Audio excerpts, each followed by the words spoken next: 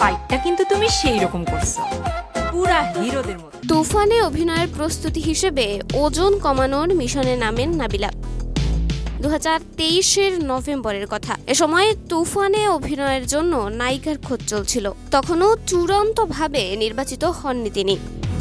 তবে তাকে জানানো হয় যে জুলি চরিত্রে অভিনয়ের জন্য নাবিলাকে অনেকটা কম বয়সী দেখাতে হবে। এর আগে 2023 সালের শুরুতে সরকারি অনুদানের ছবি বনলতা সেনে অভিনয়ের প্রস্তাব পান নাবিলা। এই ছবির জন্য তাকে ওজন কমানোর কথা বলা হয়। অবশেষে এই বছর রোজা শুরুর 2 দিন আগে যখন তুফানের জুলি চরিত্রের জন্য তাকে নির্বাচন করা হয়, তখন তার ওজন 53 কেজি। শুরু হয় তুফানের শুটিং।